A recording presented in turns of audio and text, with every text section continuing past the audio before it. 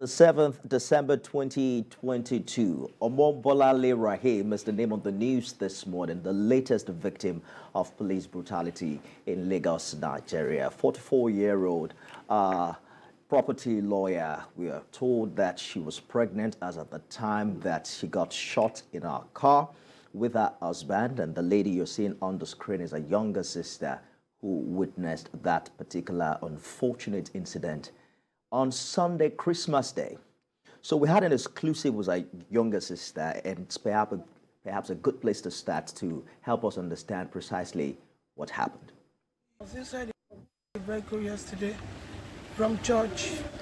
The Redeem was doing program yesterday, lead fishing. So my sister now said that we should not go to Surulere. We should just go nearby church.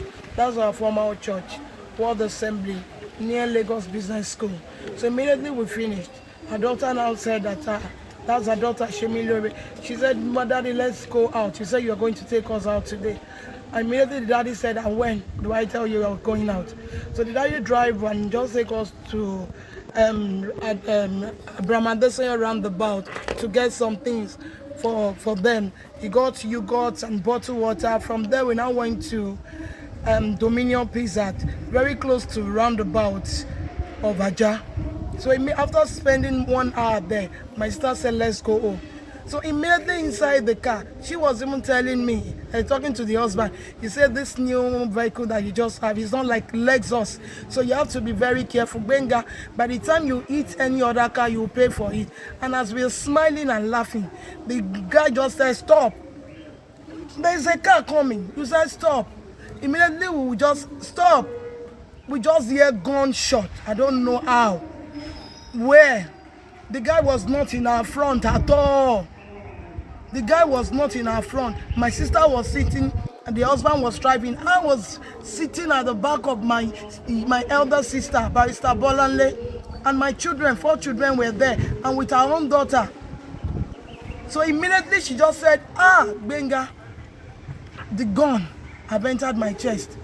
Benga, the gun have entered my chest. Immediately she just dropped. Well, another day you watch the news and it turns your belly. We're going to be speaking with Muyiwa Adejobi, right?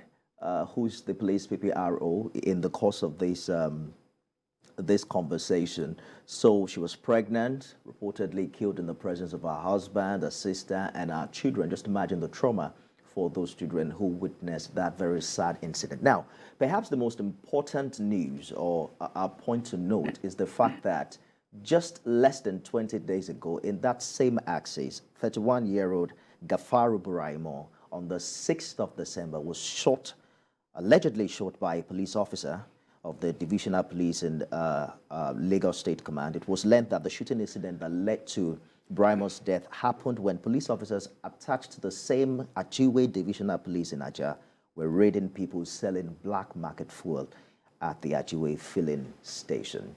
I'm joined this morning by some 2 gentlemen who will help us understand what's happening.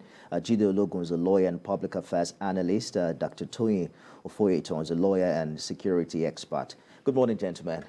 What a way to welcome you to the show. Good morning. How are you today? So, how did you feel when you heard that news? The truth is that I lost appetite. The excitement of the euphoria of the season disappeared. In short, I was with my wife when the news broke, and everything about that excitement just disappeared. I was crying. I was crying. One, because of the loss. Secondly, because of the bitterness, the sorrow introduced into a family suddenly in the height of excitement. And it's just one of too many incidents from the same police force. You know, we've had this type of incidents severally.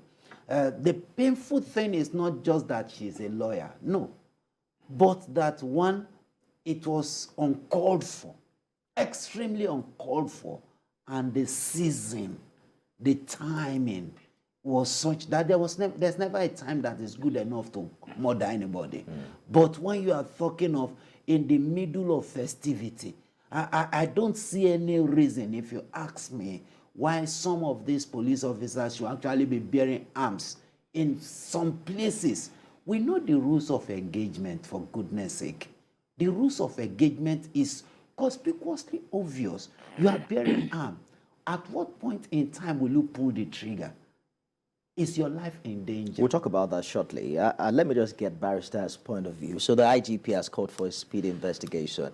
The Lagos State Governor is also very invested and has asked that justice will prevail on this matter. But how do you react to this latest incident? You know, it's really, really very sad, particularly at a season of rejoicing like this. And you can imagine if you are a married man and you love your wife, being in this template. So I must extend my condolence to that family. And like he said, the children, we have to be really orientated to really come out of this trauma. And again, at the macro level, it shows that we still have so much to do in reforming the police system in the country. And by now, we should have been so far ahead, because if you trace the history of the police, you trace it to 1820. And between now and then, we should have gone beyond where we are. And with what I know about policing, when you talk about arm, you bear arm as an extension of delivering on your mandate of protecting the people and also protecting yourself. And of course, when we begin to read about trigger-happy cops, I think it's really a cause for concern. And as mentioned, the IGP, the Commissioner of Police in Lagos, the government is involved in this. And we hope it won't be one of the cases that stop at the point of investigation and nothing serious is done about it. And I believe that in the course of this engagement, we talk about the HR implications, the PR implications, and of course the legal implications. 2 people allegedly killed within 1 month by the same policeman in that division. Some would say perhaps because he's a property lawyer and then the MBA was involved. That's why this gained so much prominence, particularly on social media. But you were talking about the rule of engagement earlier. We spoke with Benjamin Hundeyin, who is the Lagos police PRO yesterday. What is that rule of engagement? At what point do you engage your gun? And for what reason should that be done? Well, in terms of rule of engagement, one of the first things that we must understand is that, force must always be commensurate. If you have a criminal that is escaping, for example, and there's the necessity to apprehend the criminal, the major thing is apprehension and not shooting to kill. So that means that the best you can do is to look for any part of the body that would ensure that the criminal does not escape. In other words, killing is not one of such. When you also talk about engaging the trigger, when your life is conspicuously, unarguably in danger. In other words, maybe the other person is also bearing arm. Now, if the person is bearing a club and you have a gun, it is not an excuse that is coming with a club. Therefore, you shoot the person to kill. You understand? Commensurateness is one major thing in terms of rules of engagement. And another thing you are talking of is civilian population. It's not a criminal thing. Let us even assume, without conceding, that the vehicle was asked to stop and did not stop at that point in time. Would it be established that what you have done is commensurate? Pulling the trigger, knowing full well that the trigger has just one purpose at the end of the day, to cause injury or death. And that injury can be so devastating, can even lead to death at the end of the day. So when you are talking about rule of engagement, as far as we are concerned, is to the extent that whenever you want to use it's the last option, the very last option, except your life is, or maybe at times you want to use it to protect even the criminal himself. So you want to make sure that it doesn't escape for even the safety of that criminal himself. Yes, but not to shoot, to kill. And that is just the one thing that is out of it at every point in time. Unfortunately, because of the high level of impunity. Now you spoke about the young man that was killed before the council. I agree with you 100% that it is because she is a council and NDA came on board. And I can tell you, because when the PPR was, I listened and they asked, what is the name of the police officer? He said that I can't tell you now until we are still investigating. But the name is already on social media and everywhere. Now you see, these police, they have this culture of, concealment, except the social media pull it out, push it out. You see that the first thing they want to do is protect our own. Even if they are going to discipline that one, maybe the provost also may discipline that person, but you want to conceal it, from the public. Talking about, to me, it's not good enough. Talking about the police, Dr. Foyito, we have the force public relations officer, Muyiwa Adejobi, joining us via phone. Good morning. Help us understand what the update is. We heard that the IGP has ordered speedy investigation into this matter. What's the update as at this morning? Yeah, good morning. Good morning to you. Good morning to all Nigerians. Let me start by giving out the message of the Inspector General of Police, IGP Usman Akari Baba, on this incident. The IGP commiserated with the family of the deceased, the NBA in general, friends and other colleagues of the deceased. It's quite unfortunate that we are recalling this incident at this time of the year. And with the statement we issued from the fourth quarter yesterday, you can see clearly that the IGP has condemned that act.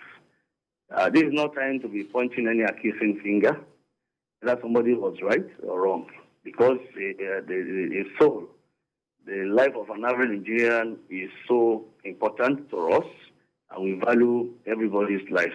So we are not pointing any accusing finger here, whether the driver was wrong or somebody was wrong. The fact is, a life is lost, and we cannot bring that life back. That is the major thing. I know the Commissioner of Police in Lagos State, CP Abiodun Alabi, has done the needful. The men on duty there have been arrested, and I was even told that it's an ASP that pulled the trigger. That's another unfortunate thing. If it had been a rack and file, it's going to be another thing entirely. But whatever it is, whenever you want to use your hands, there are laws. Can you say that again? I'm not sure I heard what you said about who pulled the trigger. Sorry? I didn't get what you said about who pulled the trigger. I said I was told, and I've been told, that it's even an ASP, Assistant Superintendent of Police in charge of that team, that pulled the trigger. I wouldn't know, but I have told the PRO Lagos to issue a statement today to mention the name and possibly roll out the picture of the man who pulled the trigger. I heard what my brother in the studio is saying, that they want to conceal. Nobody is going to conceal. There's no need for us to say we want to conceal anybody's name. If you do something wrong, carry your cross. The IGP has not sent him to go on fire. The CP has not sent him to go on fire. Neither the DPO or the area commander has sent him to go on fire. Nobody will ask a policeman to go to the street and be killing. It's not proper. There are laws to use your gun. First Order 237 is clear. And the United Nations Treaty of BPUFF, Basic Principle for Use of Force and Firearms. It is clear for you to use your arms on anybody, there are conditions to follow. And at that point in time, I don't think his life was in danger or somebody's life was in danger. Perhaps they wanted to stop, the man didn't stop on time. They could have allowed the man to go and, of course, see how they want to get the vehicle if they suspect the vehicle in any way. That is the normal thing. So the issue of whether the police want to conceal, they will not arise this time around. The CP has intervened at his level, and even the force headquarters has intervened. Well, gladly you have said that there is not going to be the issue of concealment in this case. But CSP Adejobi, are you aware that a similar incident had happened earlier this month with the same police station in Aja? concerning 131-year-old Gafaru Buraimo. But what more do you know about that incident on the 6th of December? I am sure you know again that the Lagos State Police Command made a statement on that. That the policemen who perpetrated that act, they have been arrested and they are in Panti, this state CID in Panti. And the DPO in charge of that division then, the Ajiwe police station in Nigeria, was immediately removed when that incident happened. When we were arguing on Twitter yesterday, people were like, they didn't do anything. And I said, no. The DPO there then had been removed. This is a new DPO who reported just barely a week ago. So it is not an issue of the leadership on ground there, but I think the men who are actually doing this should be properly assessed to know what is wrong somewhere and what is the problem. If an incident, killing, you're not even talking of shooting incident alone. Killing of Nigerians could be recorded like 2 times within 2 weeks. Something is wrong, and the CP is working on that. I had a phone conversation with the Commissioner of Police in Lagos yesterday. Necessary administrative and internal sanitization will be done in that regard. Indeed. So we are talking about on that. 2 killings within a month within the same division. And we're also hearing that the ASP you mentioned has spent 33 years in service. So the concerns of Nigerians is that this is not an exception. You just mentioned that it's also happening under a new leadership. Are you concerned that perhaps we still have a system within the police that accommodates in discipline and corrupt officers, and this might be an issue of structure and not an exception? Like in an argument yesterday with some lawyers when we were discussing on a group chat, I told them it is not a systemic thing. If somebody is smoking Igbo, or you are drunk, or you want to be trigger happy, it is not that the police is the one telling you to be trigger happy. I've just told you now the laws. You have to consider the conditions within which you can pull your trigger or use your firearms in any way. That is what the police will teach you. If you want to be a deviant on your own as an individual in the system, if you are being a deviant, we'll treat you as a deviant. And that is why in the police, and I stand to be corrected or put anywhere, police remains the only lead agency that will always fish out its erring officers and punish them. So police will not in any way condone any indiscipline. No. We have fished out these men. They are in detention now. You can go, whoever wants to go and see them in detention can go to Panti. They are in detention. The ASP involved is going to slow down our process a bit. And that's what I told Nigerians yesterday. Because of an ASP, the CP in the command or AIG Zone 2 cannot dismiss an ASP. It's a process that they will need to write a report to the AIG, which of course I think the report will be ready today. So that I can forward report to Service Commission. Police Service Commission is the one that has the right to suspend this man before he can carry on with any legal procedure on the matter. It is because of the status of an ASP in the police. That is the procedure. But whatever it is, we are going to be fast, and that is the instruction of the IGP yesterday, that there must be speedy investigation and possible prosecution of whoever that must have done this. And that is clear in the statement of the IGP. I hear you. Today, I'm sure the CP is getting the report of that incident on the killing of Bolanle Raheem, and that will be forwarded to Service Commission so that this ASP can be suspended. If it is not suspended, they cannot prosecute. All right. Let us get it right. So it's a legal matter. You are saying that our actions so that necessary things will be done on time. You mentioned earlier that the identity of this particular policeman will be revealed, and you are also saying that investigation is ongoing. Just before we let you go, is this investigation timed? Because some 21 days ago, a 31-year-old man was killed in the same axis. And what you have told us is that investigation is on. How long will this investigation take? When we say investigation, it does not really mean that we want to go and be looking for one thing, looking for the other. It's not a normal statement when we speak. You can't have investigation, you cannot have prosecution without investigation. One thing must come. Even if you have a prima facie case, which means a decided case, in a clear case like this case, we still need to say that investigation and report. You can't have a prosecution without a report. Even if there's going to be an interim report. It's part of what we mean by investigation. It's not that we are still going to wait years, months, and be looking for what is not missing. No. It's just a normal statement we use when we are discussing issues of this nature. It's a murder case. Whatever you want to do, we must perfect our procedure so that a lawyer, don't forget, this man, even if you charge him to court, is entitled to a lawyer. A lawyer will stand for him, whatever it is. If a man kills more than 200 people now, a genocide case, a lawyer or team of lawyers will still come up and defend him. That's what the law says. So don't let us give any loophole for anybody must have done this to escape justice. All right. So let there be due process, and we are mindful of the time. So we are trying to speed up whatever we want to do to make sure justice is done. The NBA has been started. The city had a meeting with them yesterday, and we are on the same page. So there's no specific time frame. That's what you're saying. One thing is certain, CSP Adejobi, the fact that Nigerians are concerned, this is going to impact, this is not good for the image of the police. It's going to impact on the relationship between police and the civil populace. And all eyes will be on the police at this time to see how speedily justice will be served. I'm going to ask you to please keep watching the program, and perhaps we might reach you later on before we go for your reaction to some of the issues that will come up. Muyiwa Adejobi is the first public relations officer. Thank you so much for talking to us this morning. Do you agree with him that this is not systemic? Thank you. You know, to a large extent, and one thing I'm happy about is that he has sincerely educated the citizens that there are procedures. And that may be one of the reasons why state policing advocacy is relevant here.